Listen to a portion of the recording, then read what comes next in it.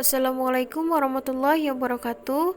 Perkenalkan, kami dari kelompok 10 yang terdiri dari saya sendiri, Khuzaimah, NPM 21125576, Dias Aisyah Damayanti, NPM 21125588, dan Siti Masyarah, NPM 21125584. Di sini kami akan mempresentasikan materi kami yang berjudul Filsafat Islam Klasik. Yang pertama, pengertian filsafat klasik. Filsafat Islam klasik adalah filsafat yang berlangsung setelah Nabi wafat hingga sekitar abad ke-13 Masehi. Periode ini tidak selalu tetap mengenai angka tahun tersebut, tetapi para pemikir seringkali merujuk angka tahun tersebut. Periodisasi Islam seringkali merujuk pada periodisasi yang disusun oleh Harun Nasution. Menurutnya, periode klasik diperhitungkan sejak wafatnya Nabi hingga akhir tahun 1250 Masehi, yaitu antara 650 sampai 1250 Masehi. Periode selanjutnya disebut periode pertengahan, yakni dari tahun 1250 sampai 1800 Masehi. Sedangkan periode Islam modern diperhitungkan sejak tahun 1800 dan selanjutnya sampai sekarang. Sekian dari saya dan akan dilanjutkan oleh rekan saya yaitu Siti Masyarah, NPM 21125584. Terima kasih. Assalamualaikum warahmatullahi wabarakatuh. Perkenalkan, nama saya Siti Masyarah, NPM 21125584. Di sini saya akan melanjutkan presentasi. B. Perkembangan pemikiran Islam klasik. Periode setelah wafatnya Rasulullah Muhammad SAW hingga tahun 1250 Masehi. Dalam periode ini sejumlah pencapaian menonjol telah dilakukan. Pada mulanya kelahiran perintah untuk mencari ilmu pengetahuan, kemudian penerjemahan karya-karya ilmu pengetahuan klasik dan penyebaran melalui pengajaran di madrasah-madrasah yang tersebar di kota-kota besar Islam. C. Pengertian filsafat Islam. Filsafat Islam dimaksudkan adalah filsafat dalam perspektif pemikiran orang Islam, seperti juga pendidikan Islam adalah dimaksudkan pendidikan dalam perspektif orang Islam karena berdasarkan perspektif pemikiran orang.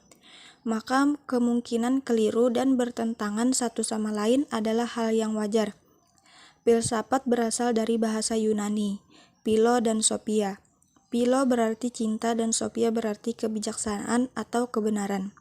Sedangkan menurut istilah, filsafat diartikan sebagai upaya manusia untuk memahami secara radikal dan integral serta sistematik mengenai Tuhan, alam semesta, dan manusia, sehingga dapat menghasilkan pengetahuan tentang bagaimana hakikatnya sejauh yang dapat dicapai akal manusia dan bagaimana sikap manusia itu seharusnya setelah mencapai pengetahuan tersebut.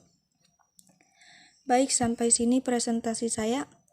Selanjutnya akan dilanjutkan oleh rekan saya. Terima kasih. Perkenalkan, nama saya Dias Aisyah Damayanti, NPM 21125588. Di sini saya akan menjelaskan penjelasan berikutnya. D. Faktor-faktor timbulnya filsafat Islam. Yang pertama ada faktor dorongan ajaran Islam. Yang kedua, faktor perpecahan di kalangan umat Islam, yaitu intern. Yang ketiga, faktor dakwah Islam.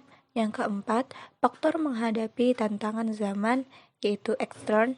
Yang kelima, faktor pengaruh kebudayaan lain. Kesimpulannya, pemikiran filsafat Islam tidak didasarkan atas filsafat Yunani yang masuk ke dalam tradisi keilmuan Islam lewat proses terjemahan, melainkan dikembangkan dari sumber-sumber khazanah Islam sendiri karena adanya kebutuhan untuk itu. Alih-alih didasarkan atas filsafat Yunani, sebaliknya justru memberikan rasional Islam yang telah ada dan mapan sebelumnya itu yang telah memberikan jalan bagi diterimanya filsafat. diterimanya filsafat Yunani dalam tradisi intelektual Islam. Meski demikian, harus diakui juga bahwa hasil-hasil penterjemahan karya Yunani telah membantu perkembangan filsafat Islam menjadi lebih pesat. Grafik perkembangan pemikiran filsafat dalam Islam ternyata tidak senantiasa naik dan mulus, melainkan mengalami pasang surut. Pertama-tama disambut dengan baik, karena diperlukan untuk memenuhi kebutuhan, menghadapi pemikiran-pemikiran aneh dan menyimpang. Tapi kemudian dicurigai karena ternyata tidak jarang atau malah justru digunakan untuk menyerang balik ajaran agama Islam sendiri. Sekian penjelasan dari kami. Assalamualaikum warahmatullahi wabarakatuh.